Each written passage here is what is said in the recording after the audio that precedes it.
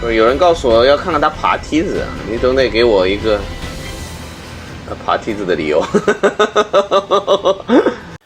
Hello， 各位网友，大家好，我是大川哈。那么今天我们聊一个什么话题呢？聊一下这个磊哥对罗尼的这个事情哈。那么有一个网友呢专门点菜让我聊一下这个话题哈，所以呢我就应了他的点菜，专门讲一期这个节目哈。那么首先呢，我们讲一下这个罗尼对磊哥的这个事情的这个来龙去脉啊。首先呢，我们先介绍一下磊哥这么一个频道啊。那么磊哥这个频道呢，其实就是后起之秀哈，应该算是在见证里面呢，算是比较年轻的一个频道哈。他一开始呢是靠着这个一镜到底，靠着他的口才比较好，然后呢想到啥能说啥的这个风格做起来的哈。然后呢后来呢他又做了一个叫做莱克多巴胺快报，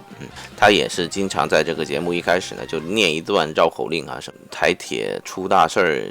井蛙海底藏什么这种东西，就是一长段的绕口令啊，就显示他的基本功放在这里啊。因为口才好，而且呢也知道娱乐观众啊，他有一点娱乐性，然后呢他很会讲那个歇后语啊，所以呢他的流量呢其实是在爱国这个频道里面呢算是比较高的一个。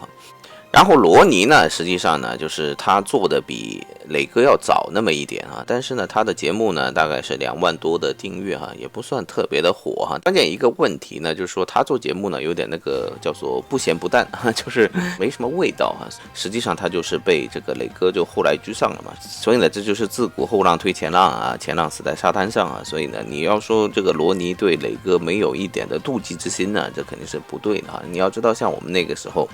我做优管其实应该算是比较早了吧，在我那个时候有哪些人呢？像什么竹老板，还有什么锐眼看世界更早一些吧，然后还有什么冷眼看世界，就在郭文贵这个风潮里面起来的这些啊。然后现在这一批人当中呢，你像我这个频道就是不温不火，就不咸不淡，反正就这么样过日子哈。然后呢，冷眼这个视频呢，好像半年都没出过视频哈。然后呢，这个竹老板现在是就是每天下班读3篇知乎，然后就收工不干活的这么一个状态哈。所以呢，你把罗尼对于后起之秀的这个心理，把它拿出来先放在这里。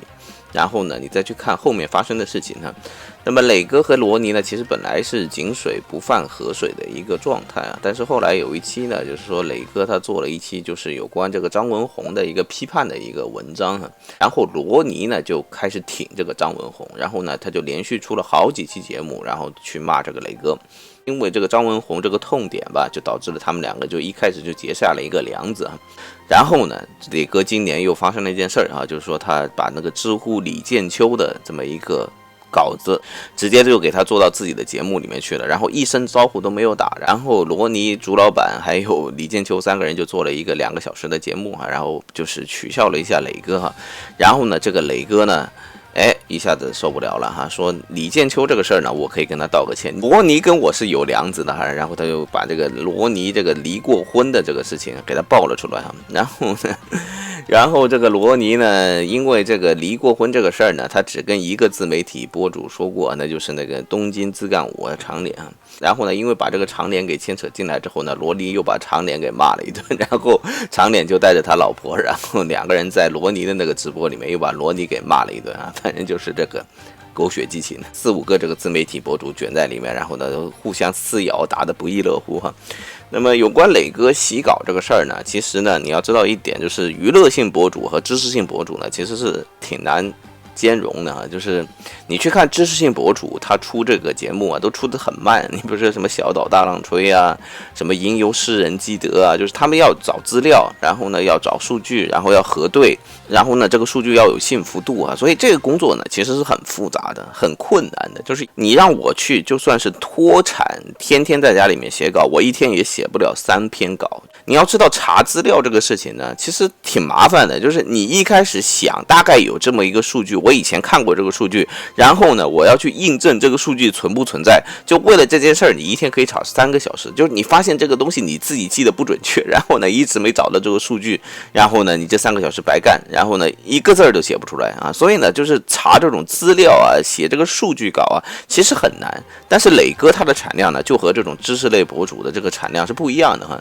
它快太多了啊，所以呢，大部分都不是他自己写的。我能举出来的例子哈，就是除了那个李建秋的那个知乎那篇稿之外，还有一个就是那个罗伊文火化的时候棺材生意的那个数据啊，基本上都是从北美留学生日报上面抄下来的。还有一篇就是讲这个莫迪老仙啊，讲这个就是印度的这个情况的一篇文章啊，它其实里面的东西呢，从文章构造到最后的数据和细节，基本上全部都是那篇北美留学生公众号里面的。其实磊哥做的这个视频里面，并不是只有李建秋这一件事情，其实他是惯犯，人家不揭穿你，人家不找你事儿的话，其实也可以，因为朱老板也是读知乎嘛，不就是也是一样嘛，都是搬运嘛。我觉得就是有些人他写文章可以，但是他表现力不行，然后呢，磊哥说，哎，我借你的稿，我来表现一下，这个也是一种风格，也不是说不行啊。就是我们自媒体嘛，其实挺烦的一件事情，就是如果不是自己写的稿的话，会觉得有点羞耻。磊哥这种风格嘛，我不能说赞成，但是呢，也不能说有多反对哈。但是对于罗尼来讲的话呢，哎，抓到了一个小辫子哈，抓到了个痛脚，就把他抓出来打一顿哈。两个人之间的矛盾呢就非常大，但是呢，我可以跟你讲，就是说这些矛盾呢都是在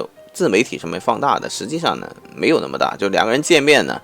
吃个饭或者聊个天或者怎么样，其实都可以化解啊，一笑泯恩仇的事情不是大事，只是两个人呢非要自己在自己的那个死胡同里面去给他钻到最后就变成这个样子啊。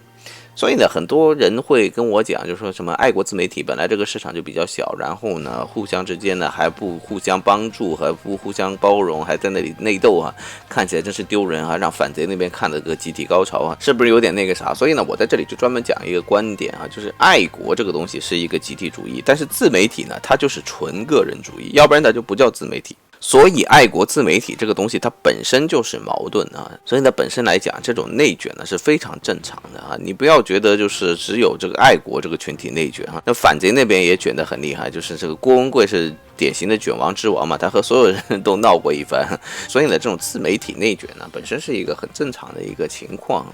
但另一个方面呢，你要明白一点，就是其实也和现在这个见证圈比较寡淡的一个风向啊比较有关系啊。就是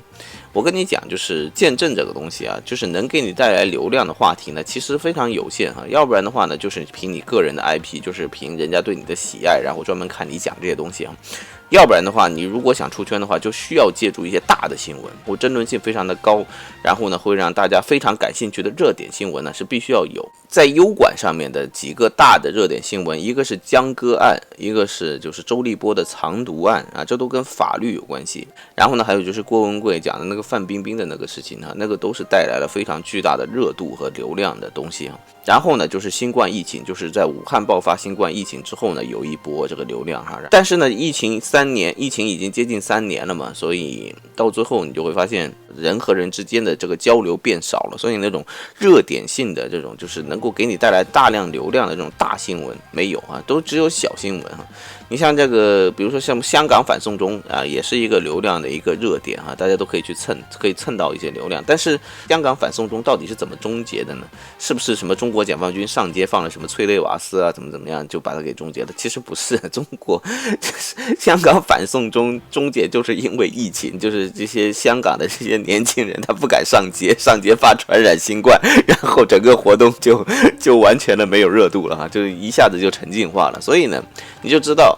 这种社会性的运动、社会性的话题，然后这种能够引发全世界人类共鸣的那种大新闻没有了。没有了之后呢，这3年之间所有的自媒体呢都是一点都不往上走哈，所以呢所有的自媒体呢在这3年之间呢基本上都没有什么就是说收入上的大幅度的增长啊，因为没有出圈，也没有就是突破同温层，所以呢基本上都是在自己那个圈圈里面过日子啊，所以呢流量都不上涨，收入也就那样，所以呢日子呢就变得寡淡的很了，不得不走上这个内卷的道路哈。当一个人呢他做什么事情都有奔头啊，不停的往上走的时候呢，对吧？他也就没时间去管别人的事情。当一个人呢一看，我的收入每天都这么多哈，不管我多努力，他也不上去哈。你不要说什么罗尼，也不要说什么磊哥他们的流量怎么样，你就说马前卒这种啊，就是他这种就是官办的这种自媒体，他的流量也不行。他到了一个点之后就维持在那里，他就上也上不去多少，下也下不来多少。除了加倍加产量之外呢，其实你没有办法提升自己的收入啊。所以呢，如果疫情不早点结束的话呢，今后这个自媒体之间这种内卷的情况呢，我觉得应该还是非常非常多的，应该是